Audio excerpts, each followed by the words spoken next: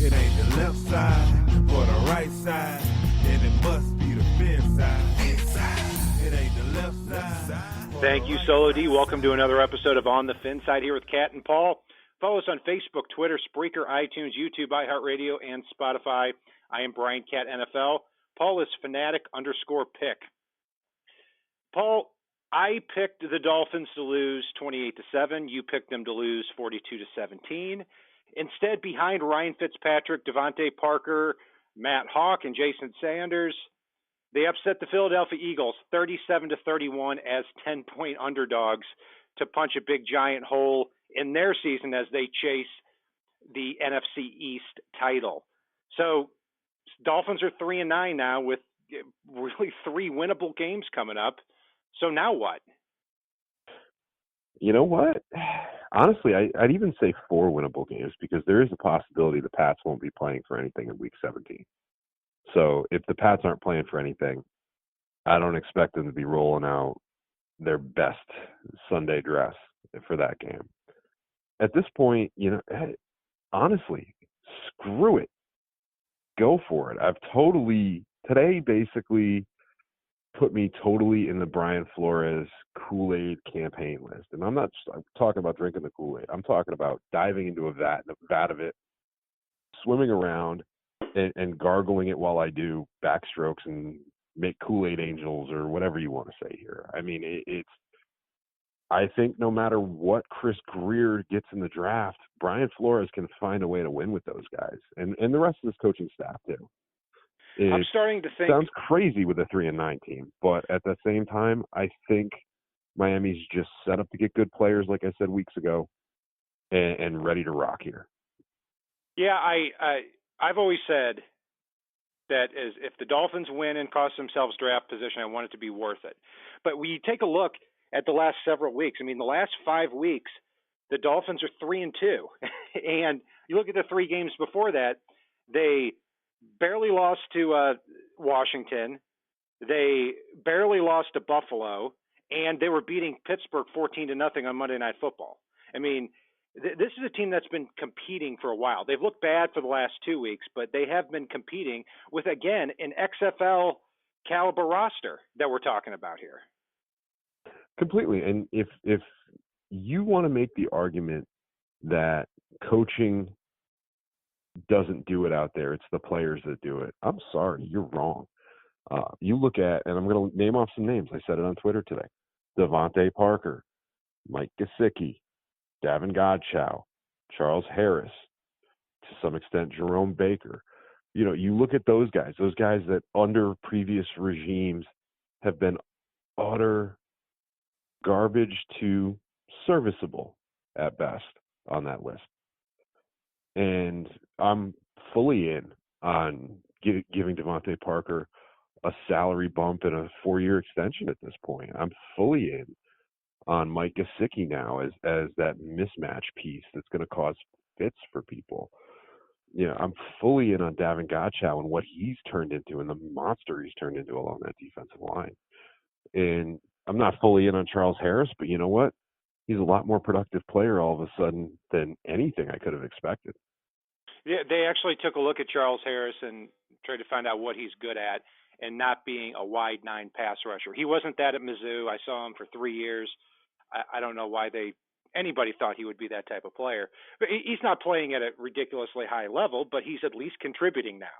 And I think you're starting to see a lot of those pieces contributing on both sides of the ball, and those are ones that we can hang on to for 2020.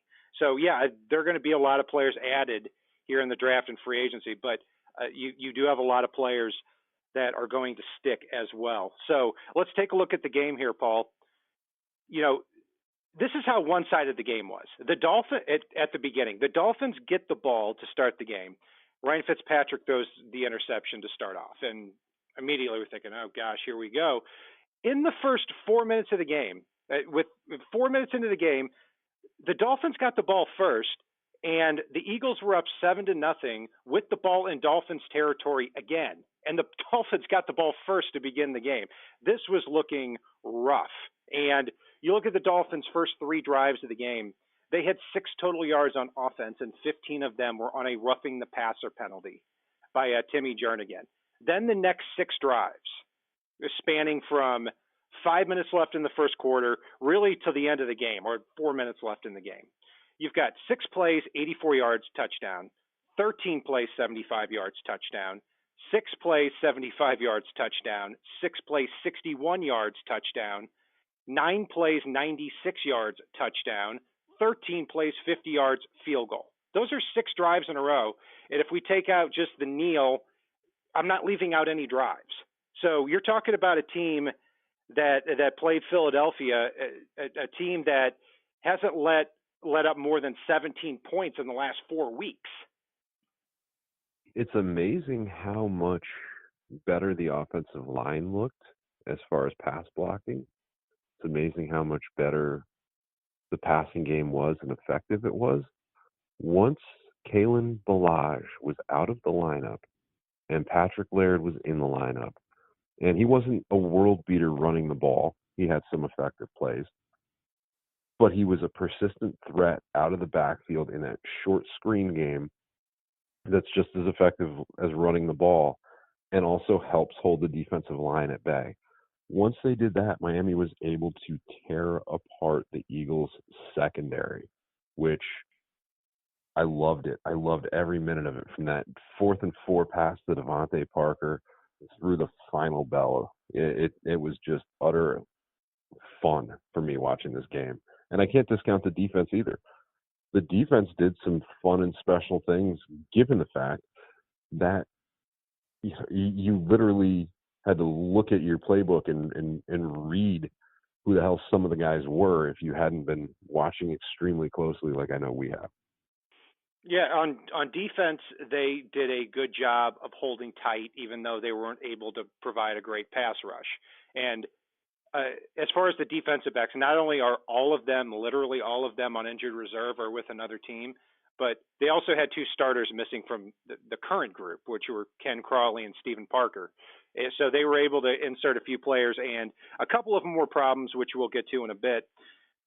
So, I think this was certainly a fun game to watch as a Dolphins fan. And, I did a quick poll, just kept it open for a few hours.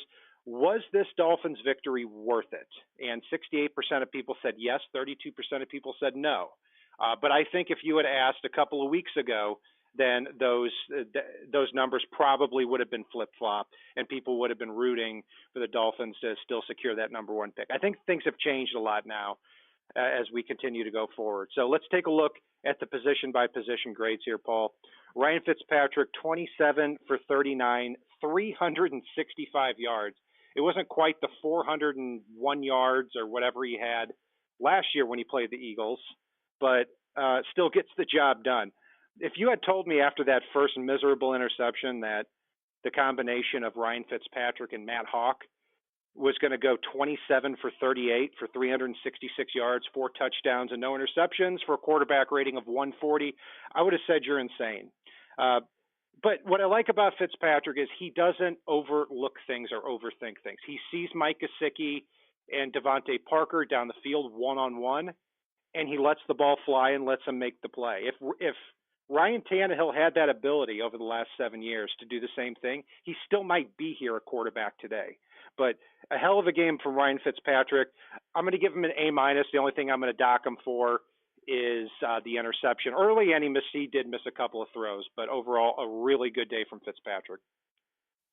It was a good day from Fitzpatrick, and he showed a lot of leadership out there. And really, it showed a huge leap of faith, the way that he was just throwing the ball up for grabs, counting on guys like Gesicki and Parker to just beat their matchups. And I'm sorry, I don't know what the hell oh God, what's his name? The corner for the Eagles, 31. Jalen Mills. Yes, I don't know what Jalen Mills did to Ryan Fitzpatrick, but that poor man, it couldn't have been anything as bad as what Ryan Fitzpatrick did to him in the second half today. It's like they went in the locker room at halftime and somebody basically said, hey, Jalen Mills has some photos on his phone of your wife, and Ryan Fitzpatrick just went out and made him pay made him look stupid, and just completed pass after pass after pass over Jalen Mills.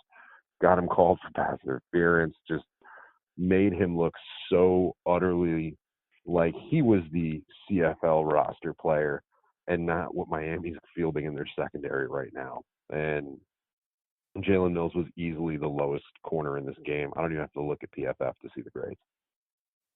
Yeah, and Ronald Darby wasn't much better. In fact, those two long passes to Devontae Parker, one was the fourth down play, and the other one, he put the ball up for him, another 40-yard play down the field. Were both on Darby, and then he just picked on Jalen Mills for the rest of the game. So great job there by Ryan Fitzpatrick. At running back, Kalen Ballage has been a punchline really everywhere, definitely on the show over the last several weeks. We always have a new stat for him. He did leave the game with a leg injury, and, you know, if it's going to be more than a week or two, just put this guy in injured reserve, put him out of his misery. I feel bad for the guy at this point. I mean, right now, 3 carries for no yards, 74 carries for 135 yards, 1.8 yards per carry on the year. And like you said, Paul, you hit the nail on the head. When Patrick Laird got in the game, he didn't do anything special. But what he did do is, for his size, did a very good job in pass protection. He just went up and turned around and played that Danny Woodhead role like we've been talking about. And when he did that, the Dolphins were able to move things down the field a lot more effectively because they weren't just living in the backfield the entire time and hoping that Kalen Ballage was going to break a tackle, which he never did.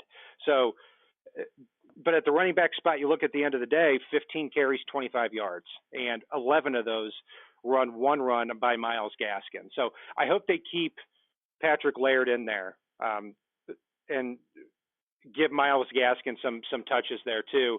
In fact, it might even be a better idea to have Myles Gaskin getting the lion's share of the carries and then Laird being in there on third down or in obvious passing situations. But good job by Laird in the passing game. But other than that, it was not a good day at the running back spot. So I'm going to give them a D+. I'm going to give them a C here, and a lot of it has to do with the fact that while Laird didn't contribute hugely in the running game, I mean, he averaged, I think, a half a yard a carry on his 10 carries. What he brought to the field and what I like from him for the future as far as being that third down back, Miami doesn't have to look for a dominant receiving threat out of the backfield anymore for next year. That's one thing they can check off their list at the running back position. Possibly the only thing they can check off their list at the running back position. But I will also say if Kalen Ballage starts the game next week, I will be there. I've already warned the Dolphins NYC crew, and you'll hear it on TV. Make sure you turn your TV up if Kalen Ballage is out there for the first snap, because you are going to hear a Patrick Laird chant from several thousand Dolphin fans at MetLife Stadium. It's going to be the loudest chant for somebody who's averaging under 3 yards a carry on the year. There's no doubt about that. But he, by default, he is the best back. There's no doubt about it, especially in the passing game. I'd like to see what if Myles Gaskin, if they can get him going east to west a little bit more. He did turn the corner really well on one of those runs too. So, but really the star of the day, Paul, receivers and tight ends. I'm going to throw it back to you on that. I'm going to give you a sneak preview. Devontae Parker gets my player of the game, even though Mike Gesicki was right there behind him. You add to that, they finally found the little bit of the secret sauce to using Albert Wilson effectively. Allen Hurns actually was not a liability either. Durham Smythe got in on the action, had 2 catches in this game. And I don't know if we count Jason Sanders as a wide receiver in this one, but he sure had one hell of a catch. I'm easily giving this group an A. They took over this game once the Eagles had to worry a little bit about the backfield. I'm giving them an A too. I mean, it's probably the first time all year that we've both given one position an A. I mean, I'll tell you this: in addition to everything you said there, then anybody who plays quarterback for this team, assuming Devontae Parker gets extended, is a fool if they are not seeing what Ryan Fitzpatrick did in this game. Find Mike Gesicki and find Devontae Parker on these vertical routes. And if they're one-on-one, it's bombs away. They bring special skills to those positions. And I'm not saying that they're Pro Bowl players right now, but as far as height and winning one-on-one matchups, and this is a game of matchups, absolutely. And so I'm hoping that these are two mainstays for the next several years. Right now, the Dolphins have Devontae Parker on a very, very cheap 2-year, $13 million contract. We expect that to be extended here soon. Yeah, good for Albert Wilson, too. 63 total yards on the day, 31 rushing, 32 receiving. He's worked hard to get back. I'm still not there as far as him being on the team next year. I'd rather have the cash, but good for him. Along the offensive line, man, oh man, a rough day for whoever plays left tackle. I mean, Julian Davenport was just destroyed throughout the game by Josh Sweat, by Derek Barnett. It didn't matter who he lined up against. Then he got injured. They put in Jamarcus Webb, and Jamarcus Webb gets destroyed on the first play. This is a position the Dolphins absolutely need to fill. And luckily, it's very deep in the draft at offensive tackle. Hopefully they can get somebody to at least play at a mediocre level. That would be a major improvement right now. There were also a few comical plays, too, with Daniel Kilgore and Shaq Calhoun getting destroyed by Fletcher Cox. I mean, but Fletcher Cox, he's an all-pro player, a borderline Hall of Famer at this point. But still, I mean, if the Dolphins are going to expect to compete week in and week out, it's not going to happen until this position is fixed. And like you said, too, Paul, when Patrick Laird got in the game, the Dolphins were able to move downhill a little bit more in their passing attack. So that helped out the offensive line. But, overall, I can't give this unit, based on what I saw, anything better than a D+. Yeah, I'm going to give them a D here. And I know they looked better once the defense had to worry about other things. But at the same time, it just wasn't good enough. You outlined a lot of the issues. It just was not good enough. Their best play was literally that goofy, what did they call it? The double wide gate, or whatever they want to call that there, the split gate. And, that was where they didn't really do anything other than distract people. And that was probably their best play. So, as a unit. So, yeah, easily for me, a D. It's unfortunate, but I do think it's where Miami's going to be the most aggressive in free agency. Yeah, I sure hope so. And because they need to get 3 or 4 starting caliber players on this offensive line if they're going to compete. I just want players who are going to do their job, and they've got too many right now that don't. On the defensive side of the ball, they did give up 31 points, and Carson Wentz was 28 for 46, 310 yards, 3 touchdowns, an interception. It feels like it was a lot less than that.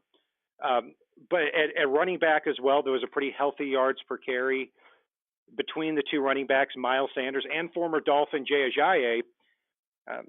Sanders had 17 carries, 83 yards. Jay Ajayi, 2 carries for not much. Overall, 4.8 yards a carry from both of them. So, everything goes back to, Paul, that we can play the same thing every week, that not enough pressure on the quarterback.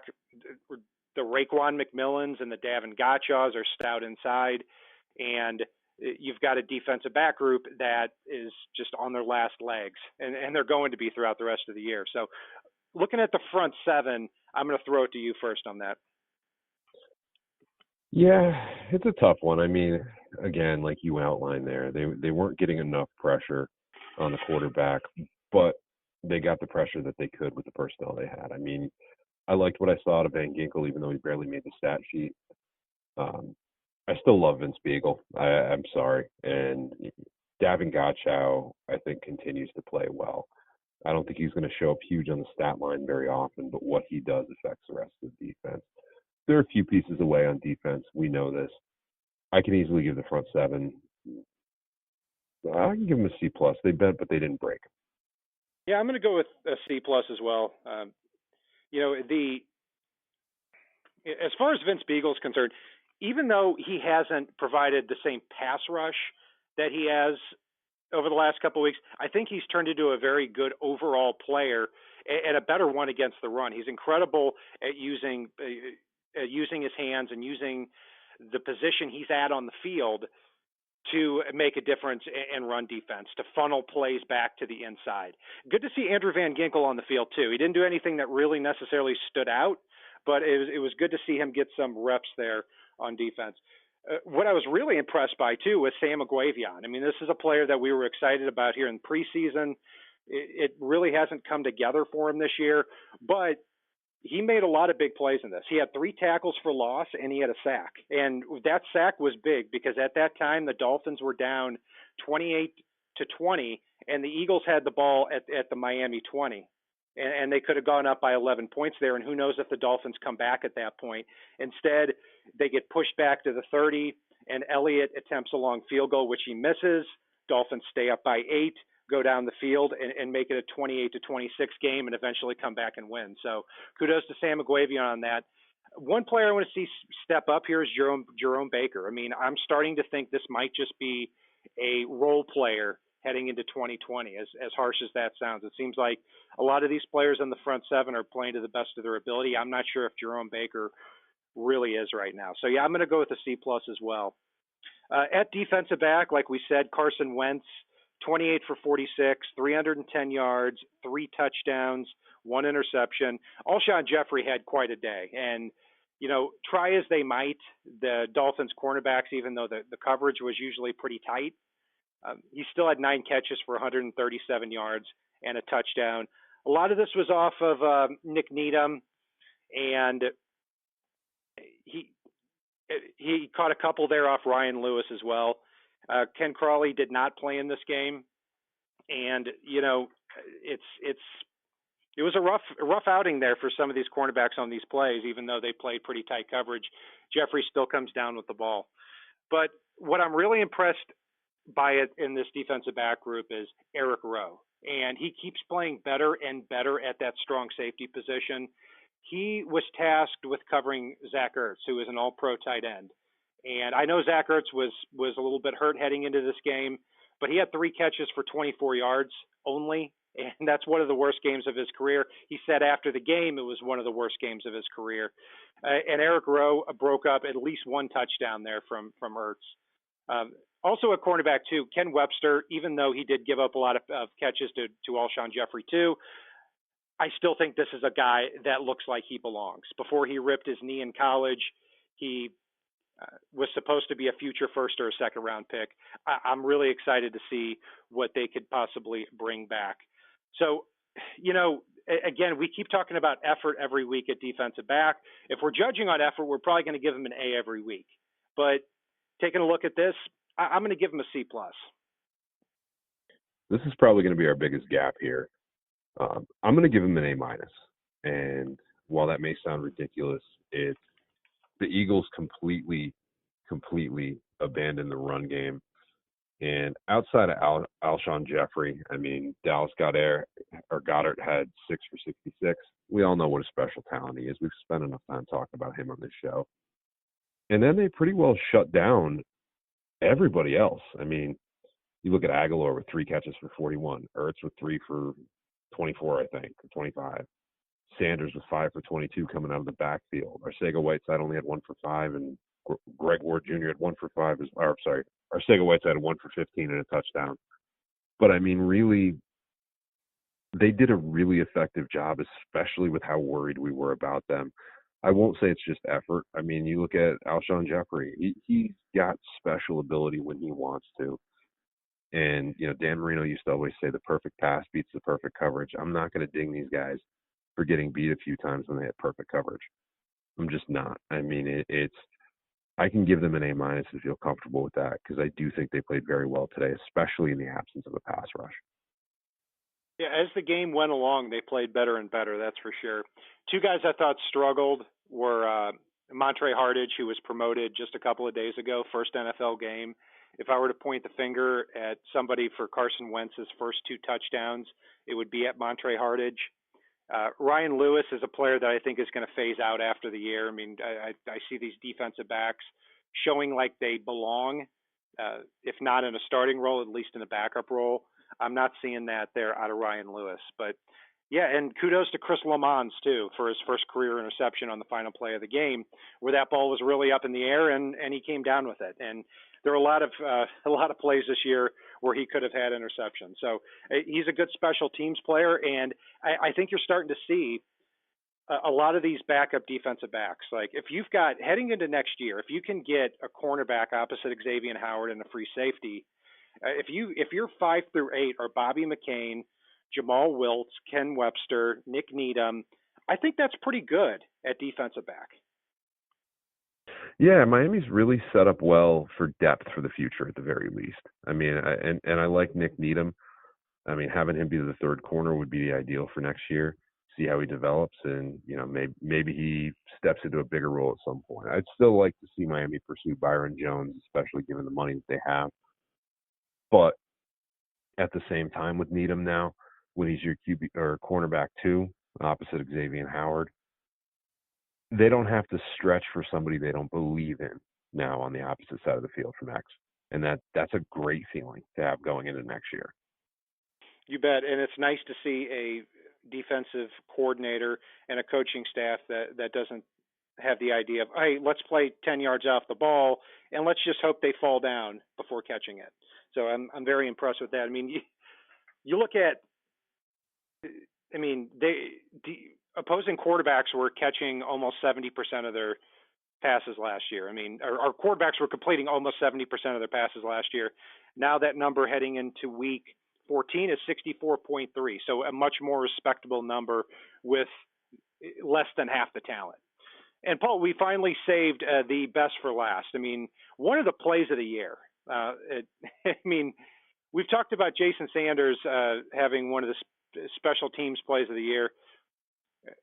What was it, last week or the week before, where he had the onside kick to himself? And then this week, I mean, Matt Hawk gets the snap. I don't know what the hell they're doing. I was like, this looks like the stupidest play in the world. This guy's going to get killed in the backfield. Matt Hawk flips it to Jason Sanders for a touchdown that puts the Dolphins up 14-13. What was your reaction to this play?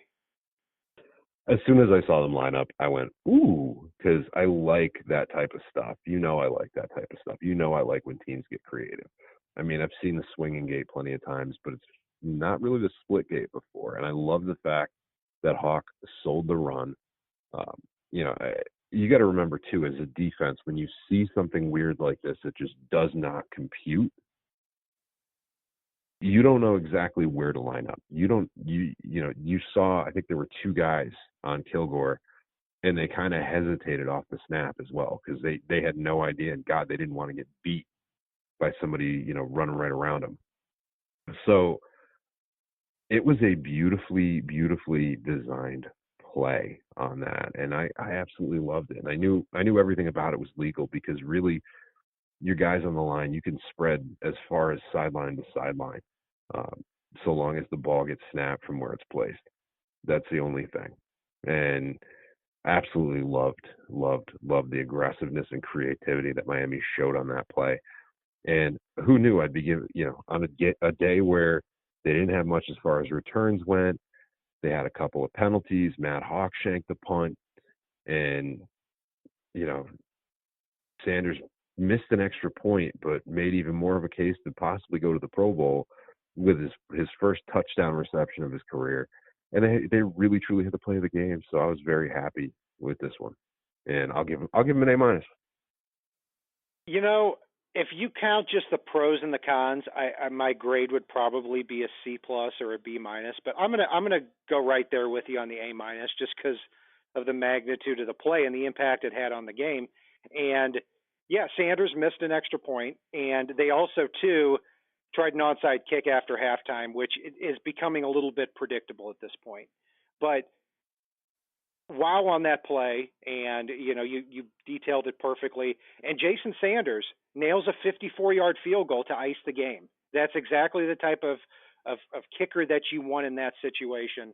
It's 34-28, and the Dolphins trust him to make it 37-28, and then the Eagles could not come back from that point. So, Paul, who is your player of the game and your Coke Bus player of the game? Devontae Parker, player of the game, easily.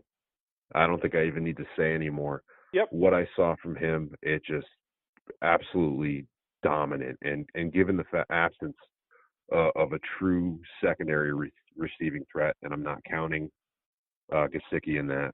But as far as the wide receiving core go, it makes it even more special that they were able to focus a lot of resources his way, and it didn't matter.